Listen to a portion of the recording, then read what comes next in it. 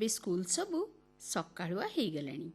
ସକାଳୁ ଶୀଘ୍ର ଶୀଘ୍ର ଉଠି ସ୍କୁଲ ଯାଇ ଖରା ବଢ଼ିବା ପୂର୍ବରୁ ତମେ ସବୁ ଘରକୁ ଫେରି ଆସୁଛ, ନାଇଁ?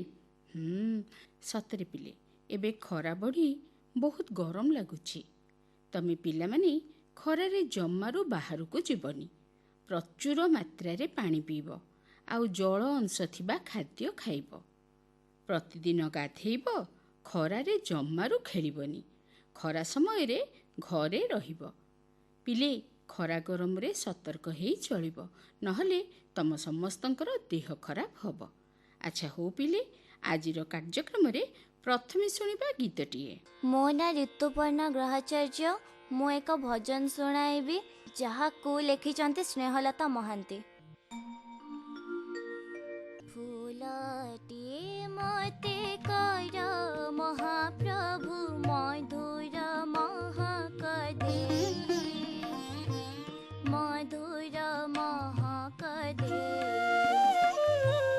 ଫୁଲଟିଏ ମତେ କର ମହାପ୍ରଭୁ ମଧୁର ମହକ ଦେ, ମଧୁର ମହକ ଦେ। ତୁମରି ପୂଜାରେ ମଉଳି ଯିବି ମୁଁ, ତୁମରି ପୂଜାରେ ମଉଳି ଯିବି ମୁଁ। ତୁମ ପାଦ ତଳେ ଥାଇ, ତୁମ ପାଦ ତଳେ ଥାଇ। ଫୁଲଟିଏ ମତେ କର ମହାପ୍ରଭୁ ମଧୁର ମହକ ଦେ, ମଧୁର ମହକ ଦେ।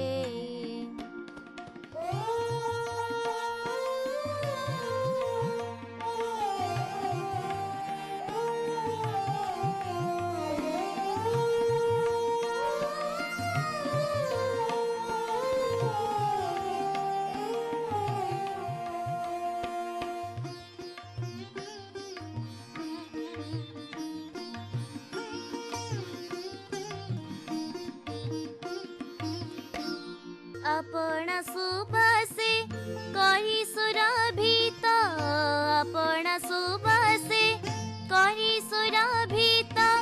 হসাইবি মোহে সারা জগত, দিনচন ঠারে এতিকি সুদয়া, দিনচন ঠারে এতিকি সুদয়া। কর হে জগত সাই, কর হে জগত সাই।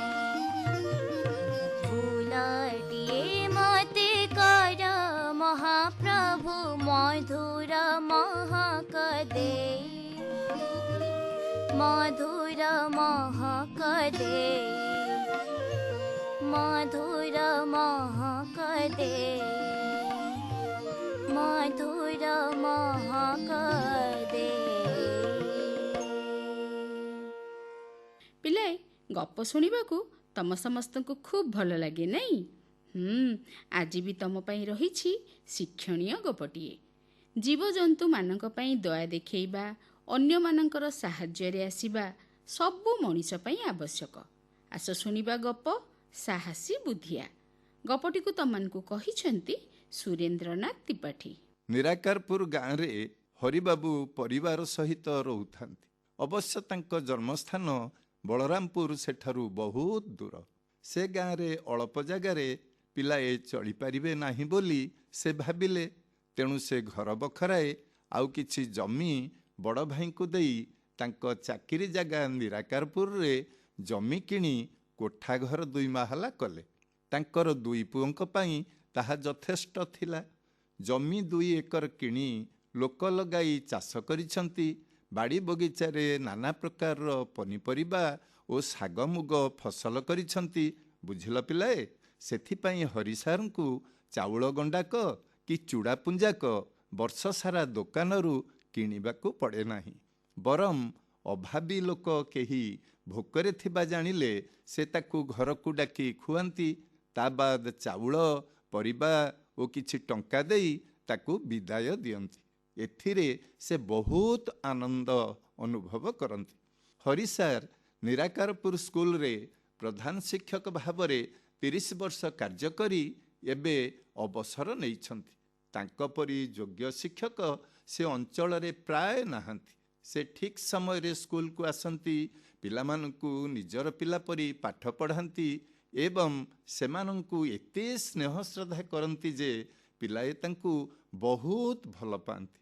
ତାଙ୍କ କଥା ମାନି ବହୁତ ପରିଶ୍ରମ କରି ଭଲ ନମ୍ବର ରଖି ପାସ୍ କରନ୍ତି।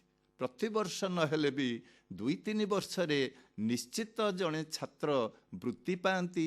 ସେଥିପାଇଁ ସେ ସ୍କୁଲରେ ବହୁତ ପିଲା ନାମ ଲେଖାନ୍ତି। ବୁଝିଲ ପିଲାମାନେ, ରବିବାର ଦିନ ସକାଳେ ହରି ସାର୍ ଗାଁ ପାଖ ବଜାରକୁ ସଉଦା କିଣିବାକୁ ଯାଇଥିଲେ। ସଉଦାପତ୍ର ଧରି ଆସିଲା ବେଳକୁ ଦେଖିଲେ କାଳିଆ କୁକୁର ଛୁଆଟିକୁ କିଛି ପିଲା ମାରପିଟ କରୁଛନ୍ତି। ବିଚରା ଛୁଆଟା ଜୀବନ ବିକଳରେ ଚିତ୍କାର ଛାଡ଼ୁଥାଏ। ପିଲାଏ ତାର ମଜା ନେଉଥାନ୍ତି। ସେ ପାଖ ଦେଇ କେତେ ଲୋକ ଯାଉଥାନ୍ତି, ହେଲେ ପିଲାମାନଙ୍କୁ କେହି ସେମିତି କରିବାକୁ ମନା କରୁନଥାନ୍ତି କିମ୍ବା କୁକୁର ଛୁଆଟିକୁ ତାଙ୍କ କବଳରୁ ଉଦ୍ଧାର କରୁନଥାନ୍ତି। ହରି ସାର୍ ସାଇକେଲରୁ ଓହ୍ଲାଇ ପଡ଼ି ସେ ଆଡ଼କୁ ଆସୁଥିବାର ଦେଖି ପିଲାଏ କିଏ କୁଆଡ଼େ ପଳାଇ ଗଲେ। ବିଚରା କୁକୁର ଛୁଆଟି ସେମିତି ଯନ୍ତ୍ରଣାରେ ଚିତ୍କାର କରୁଥାଏ। ହରି ସାର୍ ଦେଖିଲେ କୁକୁର ଛୁଆଟିର ଜାଗାଏ 2 ଜାଗା ଖଣ୍ଡିଆ ହୋଇଯାଇଛି। ସେ ଆଉ ସମୟ ନଷ୍ଟ ନ କରି କୁକୁର ଛୁଆଟିକୁ ସାଇକେଲ ବାସ୍କେଟରେ ରଖି ପଶୁ ଡାକ୍ତରଖାନାକୁ ନେଇଗଲେ। ଜାଣିଲ ପିଲାମାନେ, ତାର ଆବଶ୍ୟକୀୟ ଚିକିତ୍ସା ପରେ ବାଟରେ ମରିବାକୁ ଛାଡ଼ି ନ ଦେଇ ହରି ସାର୍ ତାକୁ ସାଥିରେ ଘରକୁ ନେଇ ଆସିଲେ। ଦାଣ୍ଡ ବାରଣ୍ଡାରେ ତାର ରହିବା ପାଇଁ ବ୍ୟବସ୍ଥା ହେଲା। ଅଖା ପାଳ ପକାଇ ତାର ସେଜ ତିଆରି କରାଗଲା।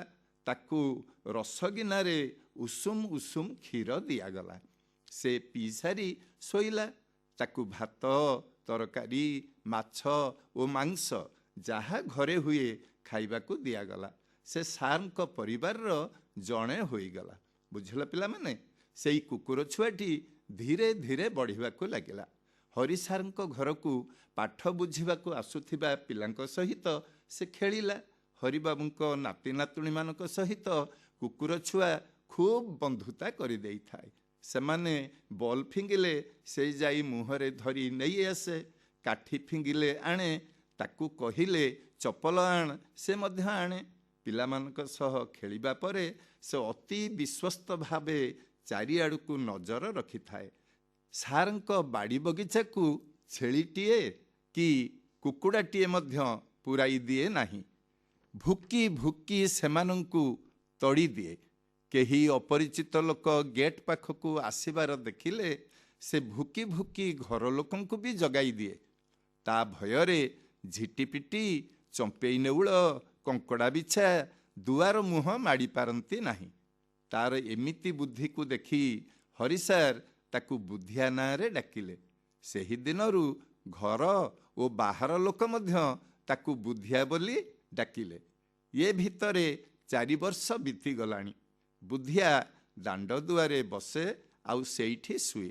ରାତି ସାରା ଚେଇଁ ରହି ଚୋର ଜଗେ। ସେ ରହିଲା ଦିନରୁ ହରି ସାର୍ଙ୍କ ଠାରୁ ଆରମ୍ଭ କରି ତାଙ୍କ ସାଇ ପଡ଼ୋଶୀ ଲୋକ ମଧ୍ୟ ରାତିରେ ଶାନ୍ତିରେ ଶୁଅନ୍ତି। ବାଡ଼ିରେ ବାଡ଼ ଦେବାର ଆବଶ୍ୟକତା ପଡ଼େ ନାହିଁ। ଚୋର ତ ଚୋର, ପିମ୍ପୁଡ଼ିଟିଏ ବି ତା ଦୃଷ୍ଟିରୁ ବାଦ ଯାଏ ନାହିଁ। ତେଣୁ ସମସ୍ତେ ବୁଦ୍ଧିଆକୁ ଭଲ ପାଆନ୍ତି। ଥରେ ବୁଦ୍ଧିଆ ଦେଖିଲା ଗୋଟିଏ ବଡ଼ ବିଷଧର ସାପ ଏରୁଣ୍ଡି ବନ୍ଧକୁ ଉଠିବାକୁ ଯାଉଛି। ଆଉ ଟିକକରେ ସେ ଘରେ ପଶିବ। ତଳେ ସପରେ ଶୋଇପଡ଼ିଥିବା ମାଲିକ ହରି ସାର୍ଙ୍କୁ ହୁଏତ ଚୋଟ ମାରିବ। କୁକୁରଟି ଏ କଥା ଚିନ୍ତା କରି ତୁରନ୍ତ ସାପଟିକୁ ଆକ୍ରମଣ କଲା। ମାଲିକଙ୍କର ଜୀବନ ନିକଟରେ ତା ଜୀବନର ମୂଲ୍ୟ ବା କ'ଣ? ବୁଝିଲ ପିଲାଏ, ସାପ ବରଂ ତାକୁ ଚୋଟ ମାରୁ, ହେଲେ ତା ଜୀବନଦାତାଙ୍କର ଯେମିତି କିଛି ନ ହେଉ, ଏହା ହିଁ ଥିଲା ବୁଦ୍ଧିଆର ଉଦ୍ଦେଶ୍ୟ।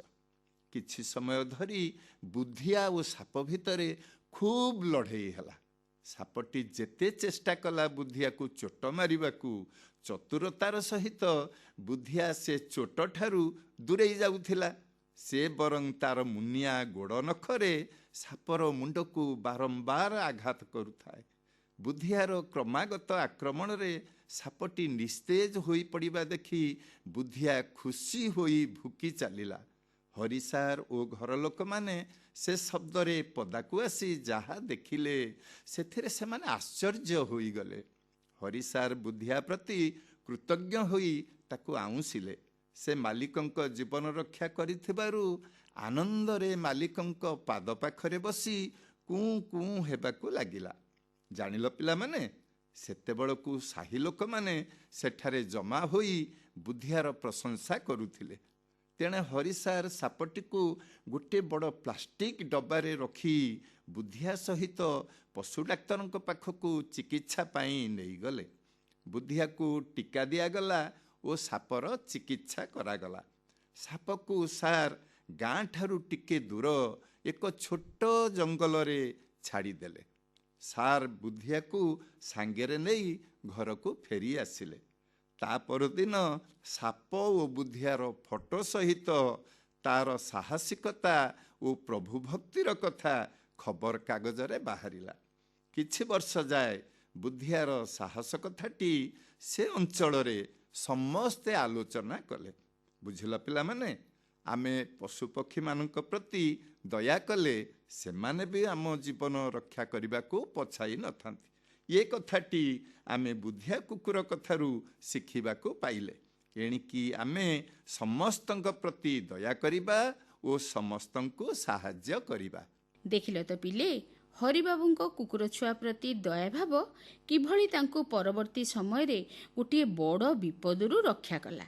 ତମେ ବି ପିଲେ ରାସ୍ତାଘାଟରେ ବୁଲୁଥିବା ଅସହାୟ ଜୀବଜନ୍ତୁଙ୍କୁ ହଇରାଣ ନ କରି ଦୟା ଦେଖେଇବ, ତାଙ୍କୁ ସ୍ନେହ ଆଦର କରିବ। ହେଲା, ଆସ ଏଥର ସାଇଶ୍ରୀ ବିଶ୍ୱଜିତା ରାୟଙ୍କ କଣ୍ଠରେ ଶୁଣିବା ଆଉ ଗୋଟିଏ ଗୀତ। ଏବେ ଗୋଟିଏ ଶିଶୁ ଗୀତଟି ଗାଇବାକୁ ଯାଉଛି, ଯାହାକୁ ଲେଖିଛନ୍ତି କ୍ଷୀରଚନ୍ଦ୍ର ପୋଥାଳ।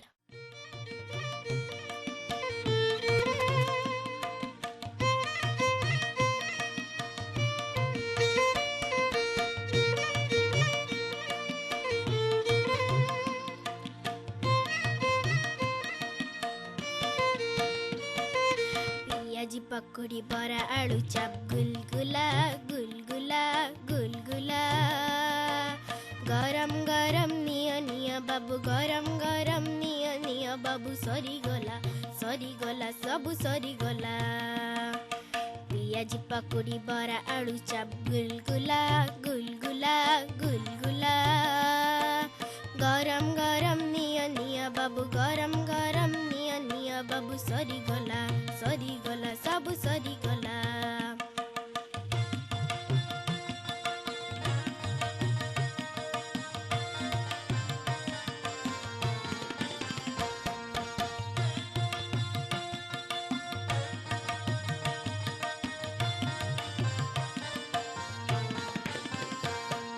ପଇସା ବଢ଼େଇ ଦିଅ ମନ ଇଚ୍ଛା ଖାଇଯା, ପଇସା ବଢ଼େଇ ଦିଅ ମନ ଇଚ୍ଛା ଖାଇଯା, ଏ ସାଇର ପୁଅ ଝିଅ ସଭିଏଁ ତ ସୁନା ପିଲା, ଏ ସାଇର ପୁଅ ଝିଅ ସଭିଏଁ ତ ସୁନା ପିଲା। ପିଆଜି ପକୁଡ଼ି ବରା ଆଳୁ ଚପ୍ ଗୁଲଗୁଲା ଗୁଲଗୁଲା ଗୁଲଗୁଲା, ଗରମ ଗରମ ନିଅ ନିଅ ବାବୁ, ଗରମ ଗରମ ନିଅ ନିଅ ବାବୁ, ସରିଗଲା ସରିଗଲା ସବୁ ସରିଗଲା।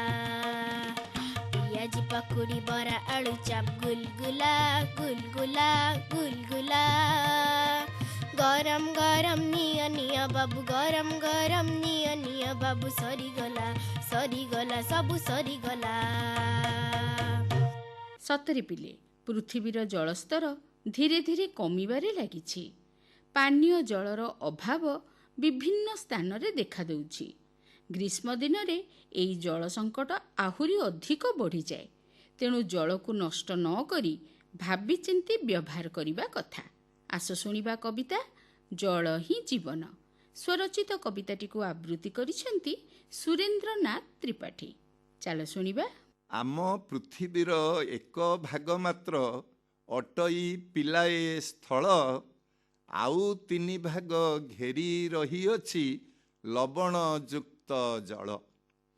ସେଇ ଜଳ କିନ୍ତୁ ପିଇବା ପାଇଁକି ଉପଯୁକ୍ତଟି ନୁହଁ ପାନୀୟ ଜଳ ନଦୀ ଝରଣାରୁ ସଂଗ୍ରହ ହୋଇଥାଇ। ମଣିଷର ବିଦ୍ୟା ବୁଦ୍ଧିର ବିକାଶ ଧୀରେ ଧୀରେ ଯହୁଁ ହେଲା, କୂଅ ନଳକୂଅ ଖୋଳି ସେ ଭୂତଳ ଜଳକୁ ସଂଗ୍ରହ କଲା। ସେଇ ଜଳକୁ ସେ ବ୍ୟବହାର କରି ରହିଲା ଅଧିକ ସୁସ୍ଥ। ଜଳ ବିଶୋଧନ ହୋଇ ନଥିଲେ ତ ଲୋକ ହୁଅନ୍ତି ଅସୁସ୍ଥ। ଜନସଂଖ୍ୟା ସହ ତାଳ ଦେଇକରି ଜଳ ବ୍ୟବହାର ହୁଏ। ଚାଷବାସ ସହ କଳକାରଖାନା ସବୁଥିରେ ଲାଗିଥାଏ। ସେହି ଜଳ ଅଟେ ଅମୃତ ସମାନ, ତା ପାଇଁ ବଞ୍ଚିଛେ ଆମେ। ଅଯଥାରେ ଜଳ ନଷ୍ଟ କରିଦେଲେ ସେ ପୁଣି ବିପଦ ଆଣେ। ଘରେ ବା ବାହାରେ ଜଳ ପିଉଥିଲେ ଟ୍ୟାପକୁ ଖୋଲା ନ ଛାଡ଼। ଜଳ ବହିଗଲେ କାମେ ନ ଲାଗିଲେ ସଙ୍କଟ ହେବ ସେ ବଡ଼। ପାନୀୟ ଜଳର ଠିକ୍ ବ୍ୟବହାର କରିବାକୁ ସାଥୀ ଶିଖ, ନହେଲେ ଆଗକୁ ଆମ ବଂଶଧର ପାଇବେ ବହୁତ ଦୁଃଖ। ଭୂତଳ ଜଳ ଭଣ୍ଡାର ସରିଆସେ, ଆଗକୁ ହଜିବ ବୁଦ୍ଧି। ଏବେଠାରୁ ଆମେ ସତର୍କ ନୋହିଲେ ଦିନ ଯିବ କାନ୍ଦି କାନ୍ଦି। ଜଳ ହିଁ ଜୀବନ ବୋଲି ଜାଣିଅଛେ, ତାହେଲେ କାହିଁକି କଳି? ଜଳକୁ ସଞ୍ଚୟ କରିଣ ରଖିବା, ବିପଦକୁ ଦେବା ଟାଳି। ଖରା ତ ବଢ଼ୁଛି ଦିନକୁ ଦିନ, ଆସୁଅଛି ଅଂଶୁଘାତ। ଜଳ ବିନା ସାରା ସୃଷ୍ଟି ନାଶ ହେବ, ଭୁଲିବାନି ମୋର ମିତ। ଆଜିଠାରୁ ଆସ ଶପଥ କରିବା, ଜଳର ରକ୍ଷା କରିବା। ଘର ଲୋକ ଗାଁ ଲୋକଙ୍କୁ ବୁଝାଇ ଜଳ କ୍ଷୟକୁ ରୋକିବା। ଏହି ଭଲ କାମ ଯିବ ଗ୍ରାମ ଗ୍ରାମ, ତାପରେ ଦେଶକୁ ଦେଶ। ଜଳ ସଂରକ୍ଷଣ ସମସ୍ତେ କରିବେ, ଖୁସିରେ ରହିବ ବିଶ୍ୱ। ପିଲାମାନେ, ତମ ସହିତ ଗପୁ ଗପୁ ଜଣେ କୁନି ଝିଅ ଆସି କେତେବେଳୁ ଏଠି ମୋ ପାଖରେ ବସିଗଲେଣି। ଭାରି ସୁନ୍ଦରିଆ ଚୁମକିବାଲା ଗୋଟେ ଡ୍ରେସ୍ ପିନ୍ଧିକି ଆସିଛନ୍ତି। ଦି ଚୁଟି କରିଛନ୍ତି, ଚୁଟିଟାକୁ ହଲେଇ ହଲେଇ ମୋ ପାଖରେ ଏଠି ବସିଛନ୍ତି ଆଉ ମୁର୍କି ମୁର୍କି ହସୁଛନ୍ତି। ଆଜି ତାଙ୍କ ସହିତ ଆମେ କଥା ହେବା। ଆଚ୍ଛା କୁନି ଝିଅ, ତମ ନାଁ କ'ଣ କହିଦେଲ? ଆରାଧ୍ୟ ପ୍ରିୟଦର୍ଶିନୀ। କିଏ ଦେଇଛନ୍ତି କହିଲ ତମ ନାଁଟା? ମୋ ମମି ଦେଇଛନ୍ତି। କୋଉ କ୍ଲାସରେ ପଢୁଛ ତମେ ଆରାଧ୍ୟା? 2 କ୍ଲାସ୍। କୋଉ ସ୍କୁଲରେ? Saint Joseph Girls High School. କଟକରେ? ହଁ। ସ୍କୁଲ କେମିତି ଯାଅ? ମୋ ପାପା ନିଅନ୍ତି ଛାଡ଼ିବାକୁ। ଆସ କେମିତି? ମୋ ମାମା ଆଣନ୍ତି। ଆଚ୍ଛା, ସ୍କୁଲ ଟାଇମ୍ ତମର କେତେଟାରୁ କେତେଟା? 7 o'clock ରୁ 2 o'clock। କ'ଣ କ'ଣ ପଢ଼ା ହେଉଛି ସ୍କୁଲରେ ତମର? Moral science, math, English, computer, Hindi, Odia ସବୁ ପଢ଼ା ହେଉଛି। ତମର ଫେଭରେଟ୍ କୋଉଟା? Math, English. ପାଠ ପଢ଼ିବାକୁ ଭଲ ଲାଗେ ନା ନାଇଁ? ଏତେ ଭଲ ଲାଗେନି, ଟିକେ ଟିକେ ଖେଳିବାକୁ ବି ଭଲ ଲାଗେ? ପାଠ ପଢ଼େ, ଖେଳେ, ସବୁ ଭଲ ଲାଗେ। ସବୁ କର। ତମେ କହିଲ ତମେ ଆମ ପିଲାମାନଙ୍କୁ ଗୀତ ଗାଇକି ଶୁଣେଇବ। ଗୀତ ତମେ ଶିଖୁଛ? ହଁ। କେତେ ବର୍ଷ ହେଲାଣି ଶିଖୁଛ? ଗୋଟେ ବର୍ଷ ହେଲାଣି। ସାର୍ଙ୍କ ପାଖେ ଶିଖୁଛ? ହଁ। ତମ ସାର୍ଙ୍କ ନାଁ କ'ଣ? ବିଭୁ ସାର୍। ବିଭୁ ସାର୍ ତ କିବୋର୍ଡ ବି ଶିଖାନ୍ତି। ତମେ କ'ଣ କିବୋର୍ଡ ବି ଶିଖୁଛ? ହଁ। କିବୋର୍ଡ ବି ଶିଖୁଛ, ଗୀତ ବି ଶିଖୁଛ। ଆମ ପିଲାମାନଙ୍କୁ ଆଜି ଗୀତ ଗାଇକି ଶୁଣେଇବ? ହଁ। ହଉ, ଗାଇଦିଅ। अच्युतं केशवं कृष्ण दामोदरं रामनारायणं जानकी वल्लभं कौन कहते हैं भगवान आते नहीं तुम मीरा की जैसे बुलाते नहीं अच्युतं केशवं कृष्ण दामोदरं रामनारायणं जानकी वल्लभम कौन कहते हैं भगवान खाते नहीं तुम मेरे सबरी की जैसे तुम खिलाते नहीं अच्युतम केशवम कृष्ण दामोदरम राम नारायणम जानकी वल्लभम कौन कहते हैं भगवान नाचते नहीं गोपियों के तरफ तुम नचाते नहीं अच्युतम केशवम कृष्ण दामोदरम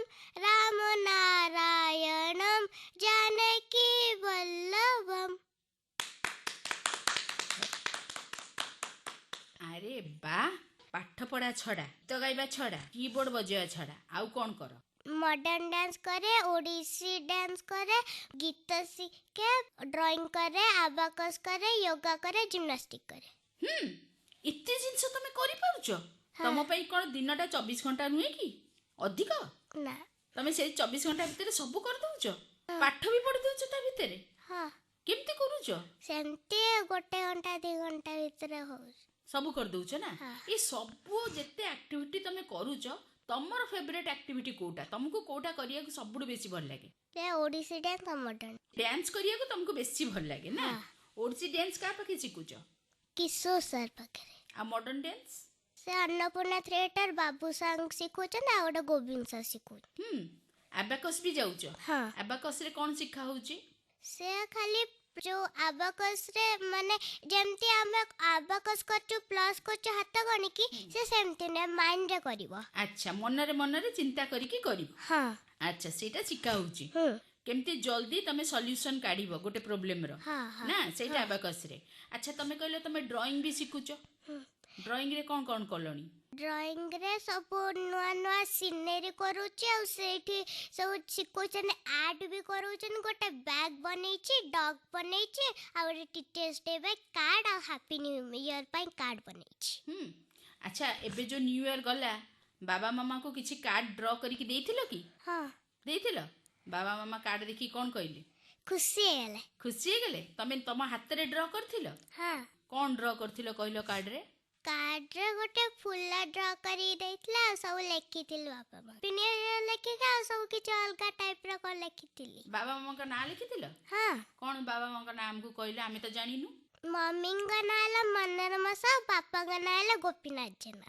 କଣ କରନ୍ତି ସେମାନେ? ମମି ଆମର ହାଉସ ୱାଇଫ। ବାବା କଣ କରନ୍ତି? ସେ ହସ୍ପିଟାଲରେ ଡାଇରେକ୍ଟ। ତମ ଘରେ ଆଉ କିଏ କିଏ ଅଛନ୍ତି ସବୁ? ବାବା ମାମା ଆଉ ତମ ଛଡା ଆଉ କିଏ କିଏ ଅଛନ୍ତି? ମୋର ବଡ ଭାଇ ଅଛି। ବଡ ଭାଇ କେତେ ବଡ? 2 ବର୍ଷ ବଡ। ସେ କୋଉ କ୍ଲାସରେ ପଢୁଛନ୍ତି? ସେ 3 କ୍ଲାସରେ। ସେ 3 କ୍ଲାସରେ? ହଁ। ଚଗଲା କିଏ ବେଶୀ ହୁଏ, ତମେ ହୁଅ ନା ସିଏ? ସେ ବେଶୀ ଚଗଲା ହୁଏ। ତମେ ଭଲ? ନା, ମୁଁ ବି ଟିକେ ଚଗଲା ହୁଏ? ମାଡ କାହାକୁ ବେଶୀ ପଡେ, ତମକୁ ନା ଭାଇକୁ? ମୋ ଭାଇକୁ। ଭାଇକୁ ପଡେ, ତମକୁ ମାଡ ପଡେନି? ମତେ ଟିକେ ପଡେ, ଆଉ ଭାଇକୁ ବେଶୀ ଗାଳିବେ, ମତେ ଅଳ୍ପ ଗାଳିବେ। ଆଉ କଣ କଣ କର ମତେ କୁହ? ଗୀତ ଗାଉଛ, ଡ୍ୟାନ୍ସ କରୁଛ, ଡ୍ରଇଂ କରୁଛ, ଆବାକସ୍ କରୁଛ, ହଁ ତମେ କହିଥିଲ ତମେ ଯୋଗ କରୁଛ, ଆଉ ଜିମ୍ନାଷ୍ଟିକ୍ କରୁଛି। ଯୋଗ ବି କରୁଛ, ଜିମ୍ନାଷ୍ଟିକ୍ ବି କରୁଛ। ଶିଖୁଛ ବାହାରେ ଯାଇକିରି କୋଉଠି? ହଁ, ଯୋଗ ସେ ଷ୍ଟାଡିୟମରେ ଶିଖୁଛି, ଜିମ୍ନାଷ୍ଟିକ୍ ବି ଷ୍ଟାଡିୟମରେ ଶିଖୁଛି। ଯୋଗ କେତେ ବର୍ଷ ହେଲାଣି ଶିଖିଲଣି? 2 ମାସ। କଣ କଣ ଶିଖିଲଣି? ସବୁ ଆସନ ଶିଖାଉଛି, ସବୁ ଏଗୁଡା ସବୁ ଶିଖାଉଛି, ମାନେ କେମିତି କଣ କରାଯାଏ ସେଗୁଡା ସବୁ ଶିଖାଉଛି। ହଁ। ତମେ ନିଜେ କରିପାରୁଛ? ସାର୍ ମତେ ଏଗୁଡା ସବୁ ଆସନ କହୁଛନ୍ତି, ସେଇଟା କରୁଛି, ଆଉ ତାକୁ କେମିତି କ୍ଲିୟର କରାଯାଏ ସେଇଗୁଡା ସାର୍ କହୁଛନ୍ତି, ଶିଖଉଛନ୍ତି। ଆଚ୍ଛା, ଜିମ୍ନାଷ୍ଟିକ୍ ରେ କଣ କଣ ଶିଖୁଛ? ଜିମ୍ନାଷ୍ଟିକ୍ ରେ ସେ ଷ୍ଟର୍ନ କରୁଛି, ଓଲଟିବା ପଲଟିବା, ସେଗୁଡା ସବୁ କ୍ଲିୟର କରୁଛନ୍ତି। କରିପାରୁଛ? ହଁ, କରିପାରୁଛି ଟିକେ ଟିକେ। ହଁ, ସାର୍ ବି ମତେ ବସି ଭଲ ପାଉଛନ୍ତି, କିନ୍ତୁ ଯେତେବେଳେ କରିପାରିବି ସେତେବେଳେ ଟିକେ ମାଡ଼ ଦିଅନ୍ତି। ମାରୁଛନ୍ତି? ହଁ। ତମେ ତ ଏତେ କୁନିଟା ହେଇଛ, ଏତେ ବବଲିଟା ହେଇଛ, ତମକୁ କିଏ ମାରୁଛି ମ? ସେ ଗୋଟେ ତାଙ୍କର ଟିକେ ମିଷ୍ଟେକ୍ ହେଇଗଲେ ମାରି ଦଉଛନ୍ତି ନା? ସେ ଯୋଉ ଗଛ ନାଇଁ, ତା ଦେହରୁ ଯୋଉ ଏତେ ବଡ ଯୋଉ ବାଡି ଆସେ, ସେଇଥିରେ ପିଟି ଦଉଛନ୍ତି। ହଁ, ବାଡିରେ ପିଟି ଦଉଛନ୍ତି? ତମକୁ କାଟୁଛି? ହଁ, କାଟୁଛି। ଥରେ ନାଲି ପଡି ଯାଇଥିଲା। ହଁ, ନାଲି ପଡି ଯାଇଥିଲା, କାନ୍ଦିଲ? କାନ୍ଦିଲି। କାନ୍ଦିଲ? ବହୁତ କାନ୍ଦିଲ? ଅଳ୍ପ କାନ୍ଦିଲି। ଅଳ୍ପ କାନ୍ଦିଲ? ଆଚ୍ଛା ଆରାଧ୍ୟା, ଘରେ ତମକୁ କଣ ଡାକନ୍ତି? ସେ ଝିଅ ବୋଲି ଡାକ। ତମେ ସକାଳୁ ଉଠି କଣ କର? ମୁଁ ସକାଳୁ ଉଠି ବ୍ରଶ କରି ଗାଧେଇକି ଠାକୁରଙ୍କ ପାଖରେ ଆଖି ବୁଜି ପ୍ରାର୍ଥନା କରେ, ତାପରେ ଖାଇ ପିଇକି ଇଏ କରେ। କଣ ପ୍ରାର୍ଥନା କର କହିଲ? ମୁଁ ଆଗ ଓମ୍ ଭୂର୍ଭୁବଃ କରେ, ତାପରେ ଶ୍ଲୋକ। ଆମକୁ ତାହେଲେ ଗୋଟେ ଶ୍ଲୋକ ଶୁଣେଇବନି? ହଁ। ଶୁଣେଇ ଦିଅ।